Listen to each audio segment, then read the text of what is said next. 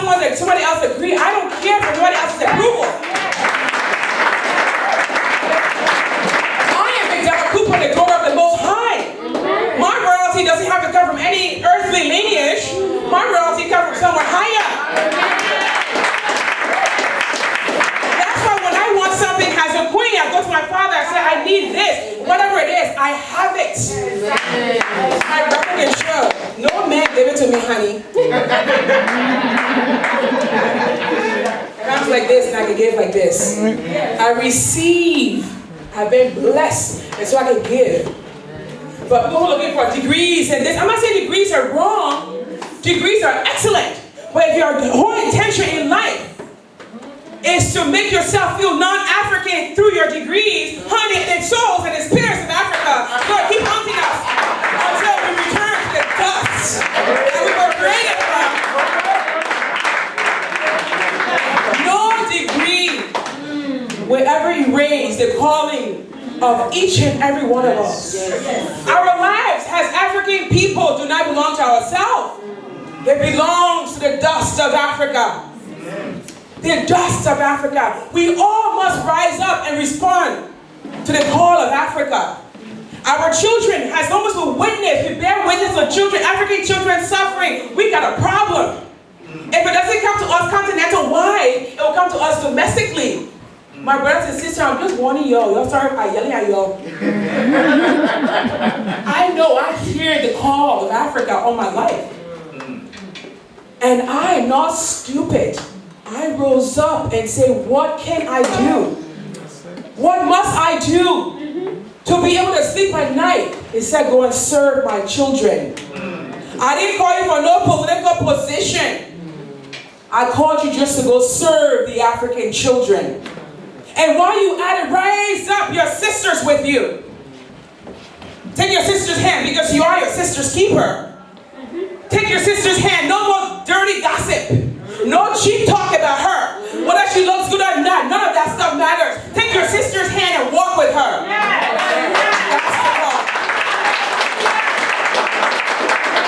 We spend too much time talking about the negative stuff about our sisters and we don't pay attention to her cry. If each woman, the queens that we are, say, my sister, I know you've been complicit for a little bit. I know there are a lot of tears on your pillows.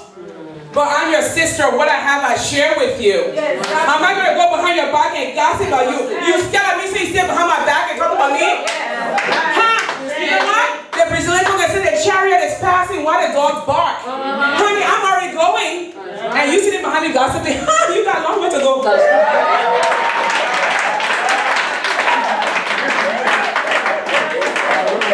African people were better than this.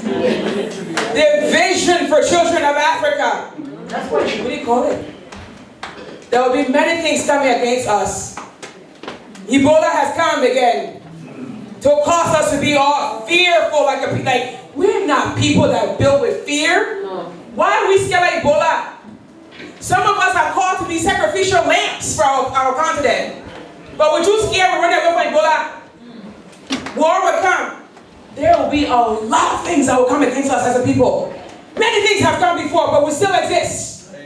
We still exist and we always will exist. It's time to put fear aside. You are your brother's keeper. Oh, yes. You are your brother's keeper. Not because you have a degree and he doesn't. You are a child of the dust of Africa. And nothing will ever exempt you from that, no matter how much bleach you put on your skin. And how much weave you wear. I wear weave too. We are the children of Africa. We will never be exempted until we all answer to that call of our ancestors who are in the ocean, going across the continent for slave labor. They are coming after us, each and every one of us. And if we don't heed to the call, restlessness will be our. We talk about Africa and how bad it is and how awful things are. We all have the answer to the African problem. Nobody else from the outside has the problem, the solution to the African problem. We all do. Equally, because we're all part of the African problem. Not one person came across the ocean, no white man came with guns to fight us. We give our babies away, right? When you go through the ghettos of America, see our brothers and sisters on the street complicit. Kings and queens have lost their way. The African children who was left on the continent, it's our responsibility to wake them up. Wake each and every African American person you see on the street selling drugs. It's your responsibility, it's my responsibility to wake them up. They're part of the solution of Africa. If we do not call them back home, we will never fully have the answer we need. I've really thought about this for so long. I've thought about this for so long. I said, God, one of the greatest continents on the face of the earth remains the darkest. What is going on? He said, look, within yourself. You are part of the African problem. And now you have to go call your brothers and sisters, the ones who are asleep. Wake them all up. We are brothers and sisters keepers. We all move forward together as a people to solve the African problem. From east to west, north and south. Wherever north stops. Because there's people who believe they're north place, then they're not Africans. Wherever north stops. My brothers and sisters, this young man has started something great. The vision for children in Liberia. Post Ebola, there are so many children. They said, well, how come, less than 10,000 people die, but you got all those orphans. Those kids need help. They need help. Our governments are not strong enough. Because we got people in government who are used to lining their own pocket. They've lost the vision knowing that they're there to serve us and our children. They've become complacent. They're in it for themselves. But that doesn't mean anything. You know what? God doesn't like ugly. One day God will show his face. So we cannot solely depend on government to solve the problems of Africa. Government people are fearful people. They got people who they got to answer to. When those people don't give them money, they got nothing to do. Or they can't do anything. So I don't believe in government solutions for everything in Africa. You guys are sending control numbers every month. You got more control over Africa than anybody else. Your control number, you can control people in Africa with him. How can I do it? You want money? You do what I say. My brothers and sisters, I hope you guys get what I'm saying. A program like this room should be packed to the brim. It should be packed to the brim. I had no hesitation but to go support the children of Africa because I know that's the call of my life. Some of you are called to build great institutions in Africa, but you're sitting in white man country being secretary. I'm not saying anything is wrong with being secretary, but your greatness is not going to be here. Your greatness is going to be there. Your greatness is going to be there amongst your people. And sometimes there's so much pain in dealing with our own people. So much hurt and pain. I spoke last weekend at some youth leadership conference. I said sometimes it hurts being black. You feel like this is what teachers can't be white. Say, oh, I feel comfortable here. But you know what? Evil has different faces. It can be any color. The moment you start looking at your own person, I don't want to deal with African people that are like a great put in. Where from come like, hey, dude, dude, you're just not cool enough to hang out with us anymore. Evil got many different faces. That's why when people say, oh, the killing black boy in America, I say, wait, you want to see killing? You see killing a black boy in America? Go to Africa, they'll get black boy there too. Black on black crime. So I understand what's happening in this country. It's pretty bad. But at the same time, we do the same thing on our continent. We have to stop the blaming factor and take responsibility for our own stuff that's happened to us.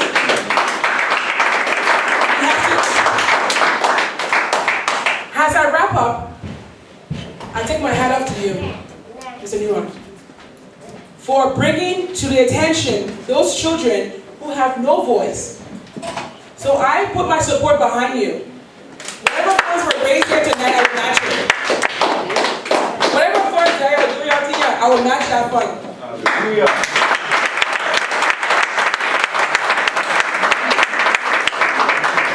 So, my brothers and sisters, this conversation tonight is just to say it's time for the African kings and queens to wake up from the slumber we've been in for too long.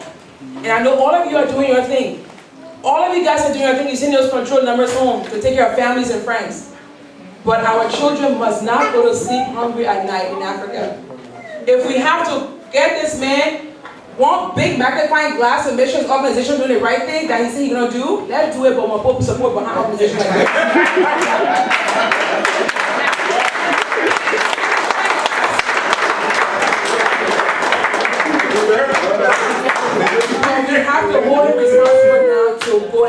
these children. Because today's like, bro, tomorrow will be something else. So, I thank you again, Ms. Nguyen, Madam VP, Mr. Chair. Y'all, thank you for inviting me here tonight. I'm troublemaker, I know it. I can say any nonsense thing. I'm used to saying nonsense thing. They want to hear my voice, they'll close their ear. But I know that our ancestors are calling us. Going to Africa, even my mother said to me, Mac, you weren't really raised in Africa. I said, Mom, if death awaits me, I'm not afraid to die. I know I'm a sacrificial lamb for my people, my country, whatever it is. I'm going to die one day. No witchcraft is going to kill me, because if I must go down, I give God the glory for going down. Yes. If that cancer, if that witchcraft, if that whatever it is, I am not afraid to die. I have died before to myself. And so the other death is that what was to fear, to be absent in this life, to be in the presence of the Lord, right? Yes.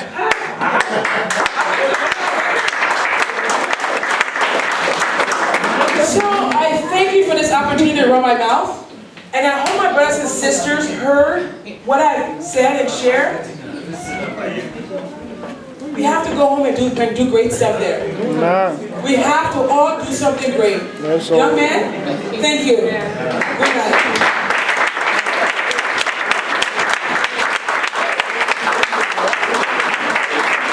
Thank you, McDella. Let's give it up for her. What a powerful message. Thank you. Time is fast spent, and we are trying to wrap up. But before we do that, I want to bring on the Vice President of the Liberi Community Association to bring greetings. Mr. Chi. No, seriously, my people. We are nothing but great people.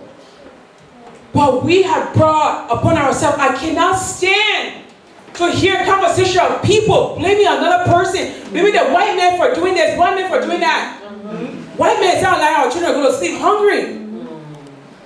White men start abusing, maybe some of them are, but they're not abusing our little girls who gave her pregnancy at 15 years old when she cannot do anything to take care of that child. And our mothers, an orphanage in Liberia after the Civil War, it really broke my heart. Children were being used. Children, precious children. I have 3 kids now. Of course, my bio says 2. I have 3 kids. I believe each of my children were a gift from God. Whatever I did to obtain them, it doesn't matter. But they're a precious gift from God. And I see every child of Africa has a precious gift from God. Every child. And when I mentioned earlier that we're sitting in these people's party, and some of us have been here for too long, we got the big titles, and we continue to obtain another degree. And when we sit back and look at our African children suffering, and we say, oh yeah, I got masters and PhD, and we don't do nothing to help that child survive. We got a curse on Africa's continent. And those curses do not come from the white man. That curse comes from us, ourselves, as a people. Because we're people who are great. I have dreams, and I've seen Africa. And I've seen African people has nothing but greatness. Yeah. Absolutely but greatness. Nothing but greatness. I see kings and queens. I know the imitation here. I see all our men as kings who have fallen into a slumber and forgot they were once kings. And they've walked away from their queens. And they've walked away from their little princess and princesses. Our brothers, what is this? Have we become complacent in these people's land? We've lost my grandma said, you lost your mind?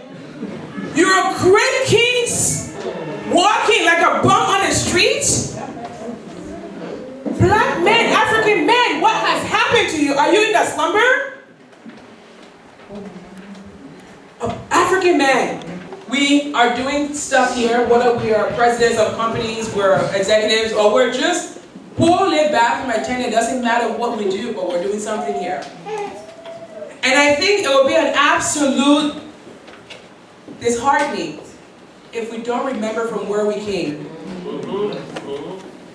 Because no matter what we do, we will never be fully content.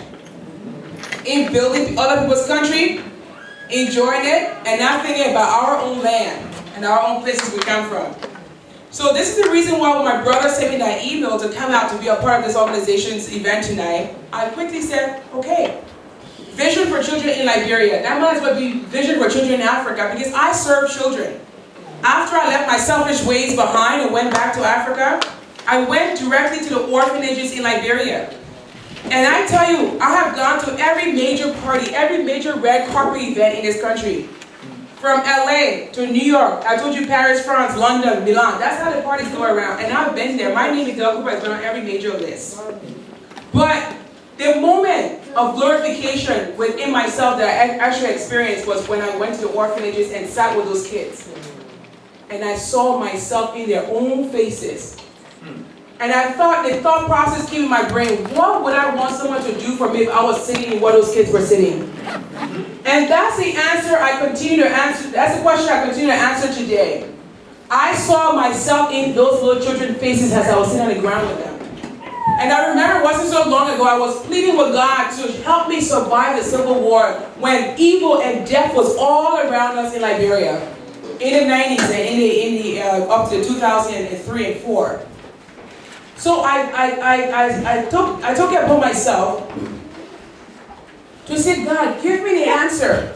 I'm asking you a question. Now you give me the answer so I can do what it is I need to do to get these children out of this condition they're in.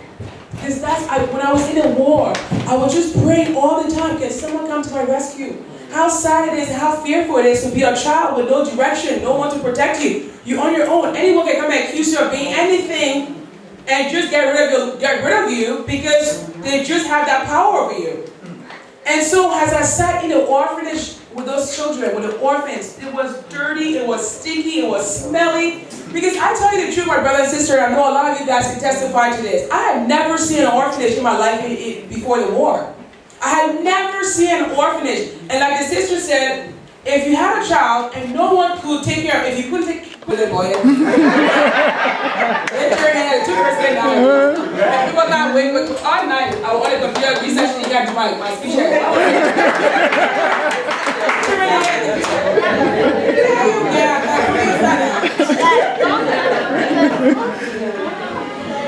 On a serious note, I was very impressed. I'm always impressed by our children. Always impressed by our children. I'm not surprised to have seen and witnessed what I saw just now with the kids doing the Queen and King contest. Congratulations to all of you guys. You're all winners. And I'm very curious to know, young man, what is that talent that God gave you? Very interesting, you know. So maybe we can have a little conversation later on. Yeah. I really don't have much to say about what this organization stands for. I think the visioneer, have already said everything that was necessary to be said about why he started his organization, which sounded very much like the reason why I started my organization back in 2003. Was pretty simple. I came to this country, was privileged enough to have been spared from the war. No physical scar, but a lot of emotional and mental scars came out of the Civil War. I made my way to the United States in the hard ghettos of Newark, New Jersey, and I said the exact same prayer. God, if you should grant me one wish, if you should give me the privilege to survive and live this war, I will do everything I can for you. And you know, God plays jokes sometimes. I think sometimes he just really, I know Pastor can testify to this, he just plays jokes sometimes because we think we're just making a deal, our general deal we make with the devil. You know, we're always making some deal with the devil, but God actually holds us to his deals. Yes. And when he said, I will grant that wish to you, I will give you life, you will travel, but your life is going to belong to me for the rest of your existence. And that's something that God helped me to. After I came from Liberia, I came to the United States. I went through Newark, New Jersey. The very first week in school, a kid shot a bullet right through the hallway. Went past me and went through two kids' body. It didn't kill them, but it went through their body, the arms. They got scarred from it. And I woke up to a certain reality in America. I said, wow, this America I'm not really interested in. Where's that America when you're in Africa you see on the movies and everybody got a big White House, big fans, family, everybody look happy and smiling and shiny. I'm like, wait a minute, I didn't see them shooting each other in their school. As a matter of fact, those kids were pretty okay in those schools. Why did I end up here? But God, when He's ready to prepare you for something, He will take you through the hills and whatever. Like the children of Israel went through the wilderness for 40 years, and now I'm 40 years old, I finally got it. I was like, oh, so 40 years has a significance. Because now I finally came to the conclusion that sometimes He has to take you through certain things for you to drop off some things that you've been carrying so long. You know, some things that you just can't shake off. He carries you through 40 years of ups and downs, mountains and stuff, just to get rid of stuff until you're ready to come and do His work. So I finally get it. That as a spiritual being coming to this earth to have a human experience, I was called to do something. And that's something when I said to God, give me life, right? I'm not preaching, sorry, I don't want to sound like a pastor, but I'm just talking about what you said earlier, that conversation you had with God. Give me life and I will dedicate my life to you forever. Because that's how my work got started. And so, everything I tried to do, I came here, I went through high school, I got a full academic scholarship to any college of my choice. I got money to go to school. My college tuition was paid for, everything was paid for, and the bank would give me money every semester for being in school. Now I'm not talking small money, I'm talking like $5,000, $10,000 every semester. That was good for a little girl coming from the country bush of Liberia, coming from the ghettos of Newark, New Jersey. That was good money in my bank account, right? So after college, when I was in college, I started modeling. People started picking me up to do some modeling work. I actually appeared on several magazine covers and some major national magazines like Liberi magazine, and photographers just like to photograph me. As a result of the war, I was very skinny. I was so dry, I was dry like mosquito. When I said mosquito, I was dry like mosquito. When they post here, they say, hey, boy, you look good. I said, They said, we want to photograph you for this thing. I said, I will do it for free, but you won't pay me. I'm like, pay me. They actually gave me money to be in photographs. And so, for me as a young African girl, I was very appreciative of that. I was so appreciative of that. After college, when I graduated, smart your end. Y'all listen to your sister. Hey, Mr. King. When people are talking, y'all sit not smart, yeah? Y'all sit not smart. This is the one of one thing. Y'all be going to the city soon. Y'all sit not smart, yeah? What is it? Y'all listen to your pieces start telling you something. I'm like, what's going on here? But anyway, on a serious note, after college, I went to New York, and like every African mom, my mom told me, you can go to college, but you're not going to major in fashion, because I don't want you coming back to my house and asking for rent. Because fashion is not going to pay your rent. So I majored in electronic communications, and right after college, I moved to New York, and what did I do? The first freedom I had, I got a job, a very prominent job in the fashion industry. I started working for Ralph Lauren, one of the most prominent American designers in the country. My office was on 42nd Street and 7th Avenue.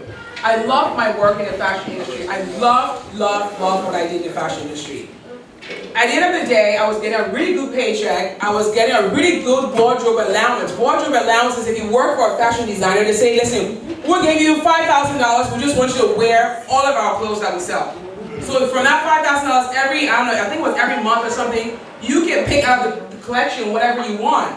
So I have free clothes. Good salary, free clothes, living the best thing in the world. I moved to Manhattan, of course, where everything was happening, right? I'm sitting in the fashion industry very content with my paycheck, with my new position, my new fabulousness. I was a jet setter going around the world, hanging out with my friends. My friends would call me on a Tuesday and say, McDella, we're having a party in Europe on Thursday. Girlfriend, you need to be on a flight. I will be on a flight to Europe on Thursday. I will come back on Monday morning with my suitcase, go straight to work, and I was ready for work. Next Tuesday, I got another call. Where's the party rolling? We're in Paris this week. I'll be in Paris. That's how good life was. And for anyone coming from our background, That's great, right? That's fantastic. But again, back to that conversation you have with the guy upstairs. I started to become very discontent with being in the fashion industry. I no longer saw joy in the things I once found joy in.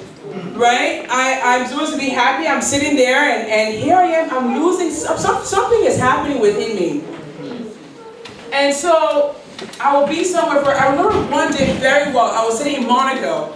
A friend of mine from the World Music Award, the guy and his wife who started the World Music Award, came to me and said, McDella, he's Italian, McDella, look, your country, Liberia, people kill each other, look, I got this one for you. That was my identity. I was usually the only black girl within the group, but oftentimes people come and remind me, this is what's going on in your country. Your country is going, so all people knew about my country was I was in a shambles. I started to remember, wow, okay, I did go through that war. I almost got killed. Luckily I didn't get killed, but I'm out of the war now, and here I am living this very selfish existence. Living this very selfish existence. I had the best clothes, the best friends, the best city in the world I was traveling to. I had frequency, sky miles up the yen. But here was, all people saw, when they saw that black girl, that McDella Cooper in the crowd, oh, McDella, your country. You're sitting in our country, you're enjoying the party, but look at your country, it's all in a hot mess. See, for most of us, that's how people relate to us. We're either the victim, we've been victimized, we come from a place that's no good, so people treat us like we're so privileged to be in their space. We're so privileged to be in their space, so oftentimes people just look down upon us, right? It's like, why are you sitting here enjoying the party? You should be back in your country trying to fix the hot mess y'all got going over there. Y'all here enjoying our fun, our country that we work hard to build, even if we use your labor. Boy, your country is not a hot mess. So, I never did forget that. And eventually, I had to stop everything I was doing for myself and start the McDella Cooper Foundation, just like my brother here.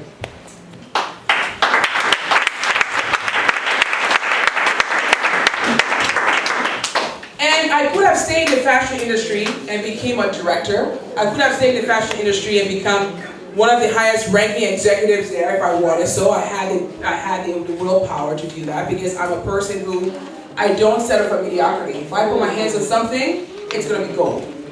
It's just my personality. I know we all can do that. When we want something, we're African people. We speak it, we put our willpower to it, it happens. And we believe in our God first, right? That's why I love my Nigerian brothers and sisters. I claim it! And it's there. I love my Nigerian brother and sister for that. They claim it, they call him God. If I believe in God, He has what I want. I will claim it, and it will be mine. But anyway, going back to the work that we're called to do. See, the way I see my brothers and sisters, and since we're in a very diverse crowd here tonight, I'm not just going to say Liberia, because we're in a very diverse West African audience. We are here. Some of us are here. Our families are back home. We come from countries that are still considered developing countries in Africa.